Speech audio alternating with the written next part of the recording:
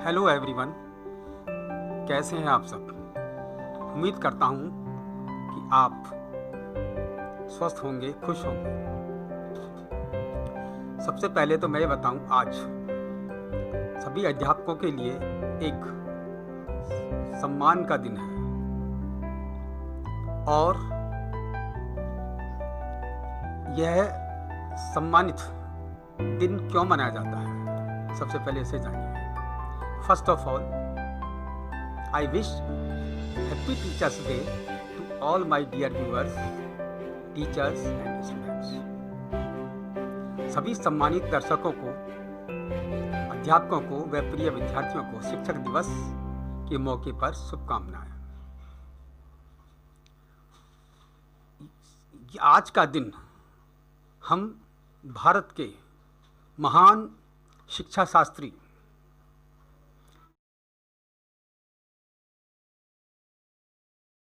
Doctor Sarvepalli Radhakrishnan के जन्मदिन के रूप में मनाते हैं। डॉक्टर सर्वपल्ली राधाकृष्णन बहुमुखी प्रतिभा के धनी थे, विद्वान थे, कुशल वक्ता थे, कुशल प्रशासक थे, देशभक्त थे, राजनयिक थे और सबसे बड़ी बात, एक उच्च कोटि के शिक्षक थे। शिक्षा का दर्शन उन्होंने अपने मस्तिष्क में इस कदर भर लिया था कि उन्होंने अपने जन्मदिन को शिक्षक दिवस के रूप में मनाने के लिए सभी अध्यापकों को प्रेरित किया। ये उस महान शख्स की महानता थी कि शिक्षक के सम्मान में अपने जन्मदिन का रूप बदल दिया। और आज हम शिक्षक के सम्मान में शिक्षक दिवस को मनाते हैं। स्वामी विवेकानंद एक बहुत बड़े संत हुए थे, आध्यात्मिक गुरु हुए थे और उनके भी गुरु थे आचार्य परमहंस। महान संत थे, आध्यात्मिक गुरु थे। परमहंस उनको इसलिए किया जाता है कि परम तत्व के दर्शन तक उनका मस्तिष्क पहुंचा था।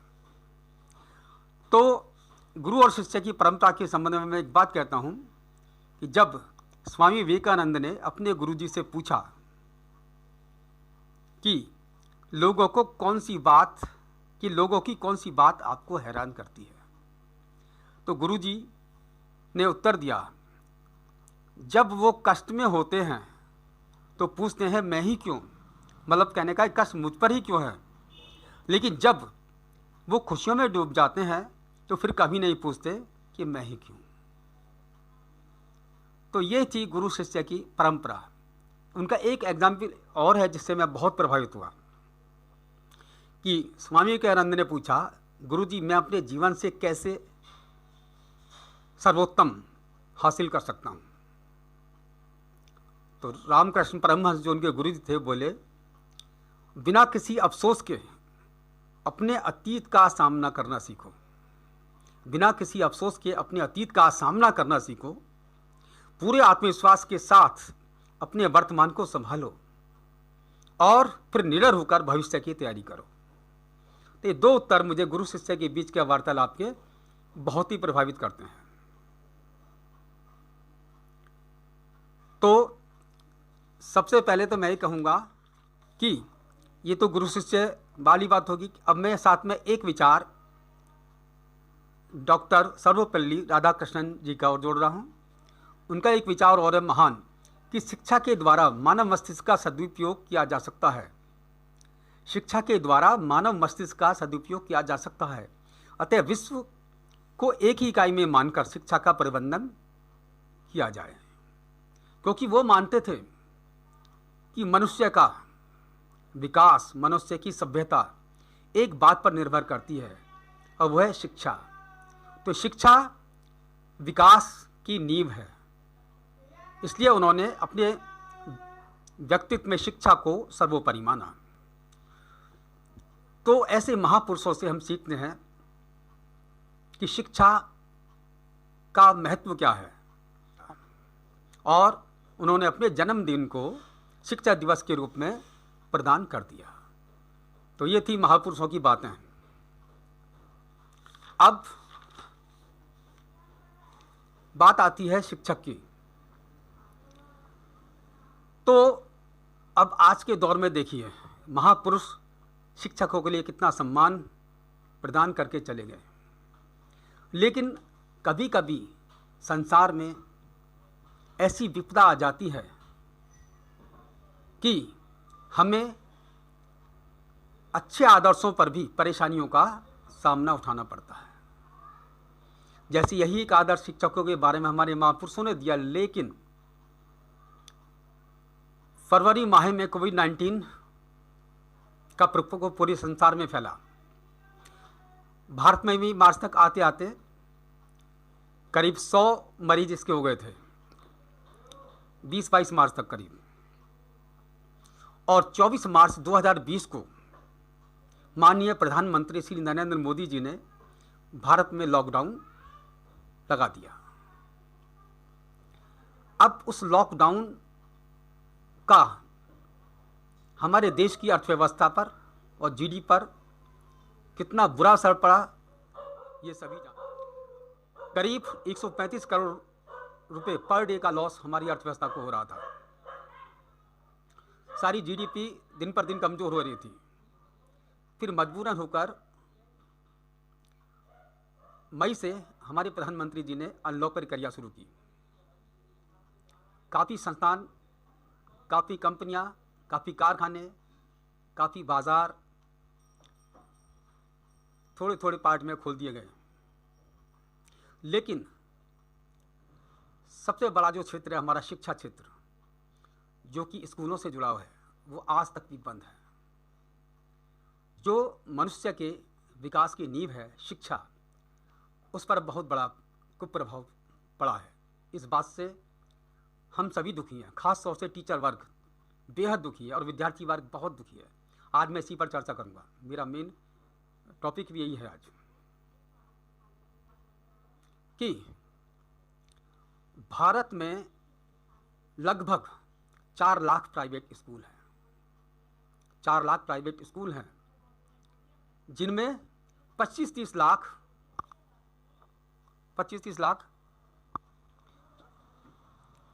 अध्यापक कार्यरत हैं। लगभग 25-30 लाख। और विद्यार्थियों की संख्या लगभग 9 करोड़ है। 9 करोड़ है। अब 9 करोड़ विद्यार्थियों का भविष्य अधर में लटक जाना, यानी उनको उचित शिक्षा प्राप्त ना होना, ये किसी भी देश के लिए बहुत बुरी स्थिति है। सबसे पहले मैं स्टूडेंट्स की ही बारे में बात करूंगा कि हमारे देश में लगभग 47% इंटरनेट यूजर्स हैं, और अगर ग्रामीण क्षेत्र की बात की जाए तो 5 या 10% के बीच में होंगे। अब इंटरनेट की उचित प्रकार से उपलब्धता ना होने के कारण हमारे ग्रामीण क्षेत्र के विद्यार्थियों का एक बहुत बड़ा वर्ग इंटरनेट से वंचित है। और सबसे बड़ी बात है, अर्थव्यवस्था परिवारों की कमजोर होने की वजह से भी वो मोबाइल नहीं खरीद पा रहे, उनके पास मोबाइल भी उपलब्ध नहीं है। सीधा ऐसा असर है हमारी सरकार ने, भारत सरकार ने ऑनलाइन शिक्षा की व्यवस्था की, जो अपने आप में बहुत बड़ा कदम है। और मैं समझता हूँ कि शिक्षा जगत में एक नई क्रांति भी साबित हो सकता है, लेकिन अभी इसमें बहुत सारी अड़चनें हैं। इस बात के लिए मैं अपने माननीय प्रधानमंत्री और मुख्यमंत्री को बहुत आभार व्यक्त करता हूँ कि उन्होंने एक नई क्रांति को जन्म दिया देश के अंदर, और विद्यार्थी और सभी अध्यापक यानी गुरु और शिष्य सभी इस नई व्यवस्था से जुड़ने के लिए प्रयासरत हैं और कोशिश पूरी कर रहे हैं। लेकिन कमज़ोर अर्थव्यवस्था के कारण, कोविड-19 के कुप्रभाव के कारण आज भी इस सुविधा का पर्याप्त मात्रा में उचित लाभ हमारे ना तो विद्यार्थियों को मिल रहा है, और इसकी विपरीत हमारे अध्यापक पर भी इसका बुरा ही प्रभाव पड़ रहा है। वो सब मैं भी बताता हूँ। अब हम क्या करते हैं, हम किसी विकसित देश के सिस्टम को को देखकर उसको अपने भारत जैसे विकासशील देश में तुरंत लागू करने की कोशिशें करती हैं। मैं समझता हूँ कि उससे पहले कई पैरामीटर्स को भी देखना चाहिए। सबसे बड़ी बात है कि हमारा भारत एक अधिक जनसंख्या घनत्व वाला देश है, जहाँ पर किसी भी सिस्टम को लागू करने में हमें कड़ी मशक्क़त करनी पड़ती है। और अगर हम यूएस की नकल करेंगे, जापान की नकल करेंगे, तो बहुत ही विकसित देश हैं, वो अपने किसी भी सिस्टम को इजीली लागू कर सकते हैं। अब बात आती है कि सबसे बड़ी बात है, इंटरनेट यूजर्स बहुत कम है, ग्रामीण क्षेत्र में तो बहुत ही कम है, और अभी भी 130 करोड़ की आबादी में ज़्यादा से ज़्यादा ऑल इंडिया के अंदर 50 और 60 करोड़ के बीच में ही इंटरनेट यूजर्स होंगे, जिसमें कि ग्रामीण क्षेत्र में स्टूडेंट्स की बात बहुत कम इंटरनेट मोबाइल्स हैं। अब ऑनलाइन शिक्षा हम दे रहे हैं, बहुत अच्छा कदम है हमारी सरकार का, स्वागत योग्य कदम है, लेकिन सबसे बड़ी बात है बच्चों पर एक मनोवैज्ञानिक प्रभाव का अध्ययन करना। शिक्षा प्रदान करने के लिए सबसे अच्छा साधन होता है आसपास बैठा कर ही बच्चे को पढ़ाना। प्राचीन काल में शिक्षा कैसे दी जाती थी कि विद्यार्थी यह देखना गुरु का ही कर्तव्य था कि विद्यार्थी विकास कर रहा है, गुरु तथा स्वयं की संतुष्टि से प्रगति कर रहा है। अध्यापक और शिष्य में पिता और पुत्र की तरह अत्यंत गहन या आंतरिक संबंध होता था। संबंध में उपनिषद में भली भांति व्याख्या की गई है। उपनिषद का मतलब होता है निकट बैठना। अध्येता यानी स्टूडेंट्स, अध्यापक यानी गुरु के चरणों में बैठकर विद्या अर्जित करता था, और जब 1 to 1 बैठेंगे, आमने सामने बैठेंगे, तो विद्यार्थी के मस्तिष्क में जो भी कठिन प्रश्न होते हैं वो तुरंत अपने अध्यापक से पूछता है और उसका सॉल्यूशन तुरंत मिल जाता है। तो ये है हमारे विद्यार्थियों का नुकसान। और हम आते हैं अपने शिक्षक पर कैसे को प्रभाव पड़ा है। मैंने दोस्तों अभी बताया कि हमारे देश में प्राइवेट शिक्षक 25 या 30 लाख के लगभग हैं। लगभग उनकी संख्या 25 लाख और 30 लाख के बीच में है। मैं प्राइवेट स्कूल टीचर्स की बात कर रहा हूँ, क्योंकि सबसे बड़ा खामियाजा इस महामारी के दौरान अध्यापक वर्ग को ही उठाना पड़ा है, जो कि एक समाज का सम्मानित व्यक्ति है। जबकि एक व्यापार शराब का होता है, उनकी अर्थव्यवस्था पर कोई फर्क नहीं पड़ा और वो बहुत जल्दी खोल दिए गए। लेकिन शिक्षक, जो भी हमारी सरकार की मजबूरी है, जो भी परेशानी है, सारे कारण बहुत हैं इसके, लेकिन शिक्षकों के लिए अभी तक ऐसा कोई इंतजाम नहीं है। अब बात सुनिए कि मार्च महीने के ख़त्म होने के बाद 1 अप्रैल से नया शैक्षिक सत्र शुरू होता है। और सबसे बड़ी बात है कि प्राइवेट टीचर किसी भी स्कूल में स्थायी नहीं होता। कोई टीचर 1 साल में बाहर हो जाते हैं, कोई 2 साल में बाहर हो जाते हैं, कोई 3 साल में, कोई 4 साल तक काम करते हैं, कोई 5 साल तक काम करते हैं, ज़्यादा से ज़्यादा 6 या 7 साल तक। प्राइवेट स्कूल के अंदर भी डर्टी पॉलिटिक्स चलती है। आज के दौर में एक बहुत प्रचलित शब्द चल रहा है नेपोटिज्म, यानी भाई भतीजावाद, और गुटबाजी यानी ग्रुपिज्म। मैं विश्वास दिलाता हूँ कि ये थ्योरी हर कार्य क्षेत्र में है, और इस तरह की बीमारी, इस तरह की गंदगी अगर कार्य क्षेत्र में है तो उसका खामियाजा एक प्रतिभावान इंसान को उठाना पड़ता है, मेहनती इंसान को उठाना पड़ता है, क्योंकि वो डिफरेंट काम करता है और वो सबकी नज़रों में आ जाता है, फिर किसी भी तरह से उसको निकाल दिया जाता है। और जिन स्कूल ओनर्स का माइंडसेट बहुत अच्छा होता है, वो तो परख जाते हैं कि टीचर को हमें किसे रखना किसे नहीं रखना, वो तो डिसीजन अच्छे लेते हैं। लेकिन कहीं कहीं पर ऐसा होता है कि मैनेजमेंट भी इतना परिपक्व नहीं हो पाता। इस क्षेत्र में भी ऐसे ऐसे लोग आ गए हैं जिनका शिक्षा से कोई लेना देना नहीं था और अचानक स्कूल के व्यवसाय में उतर आए, तो वहाँ पर थोड़ी सी परेशानी आ जाती है। लेकिन अनुभव सबको तरक्की देता है। मैं उनके लिए यही संदेश दूंगा कि अनुभव कठिन परीक्षा लेता है, लेकिन रिजल्ट बहुत अच्छे देता है।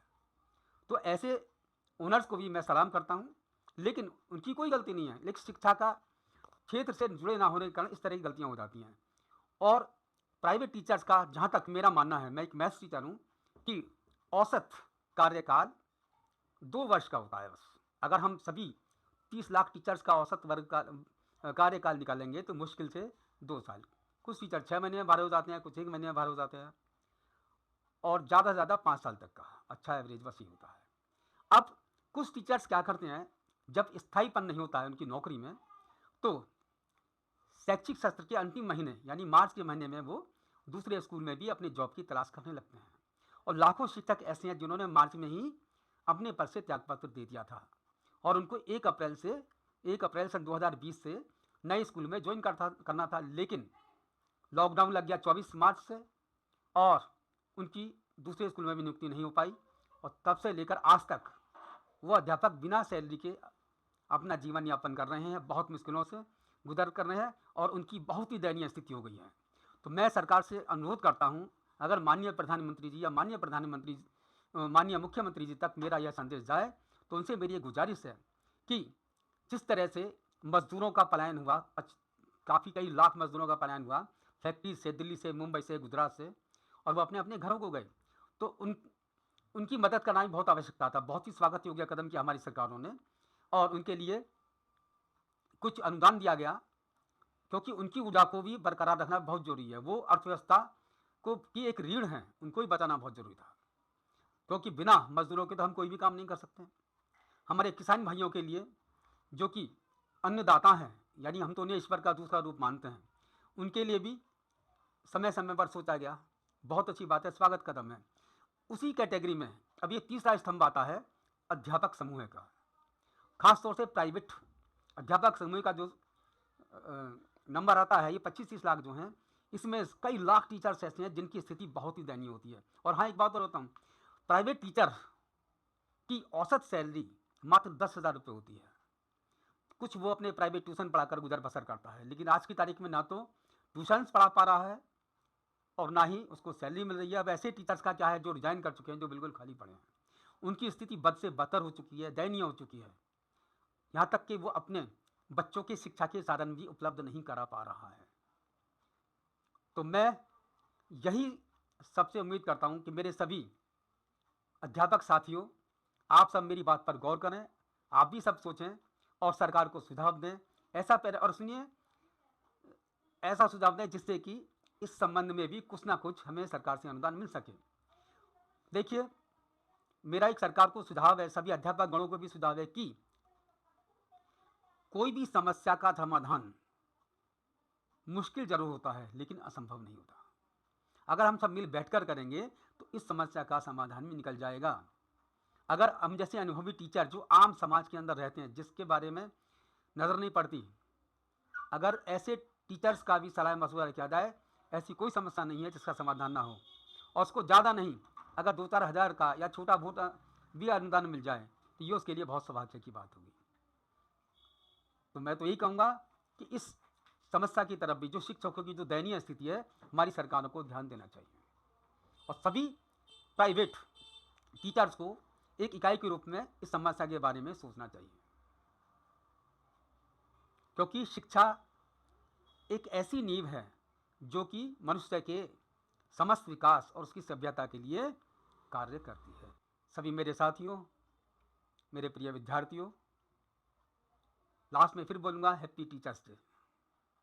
खुश रहो, स्वस्थ रहो और जीवन में आगे बढ़ने के लिए सोचिए, यही मेरे आपसे प्रार्थना है। अगर आज की मेरी बातें अच्छी लगी हों तो आज के मेरे वीडियो को सब्सक्राइब करना, शेयर करना अथवा लाइक करना बिल्कुल ना भूलें।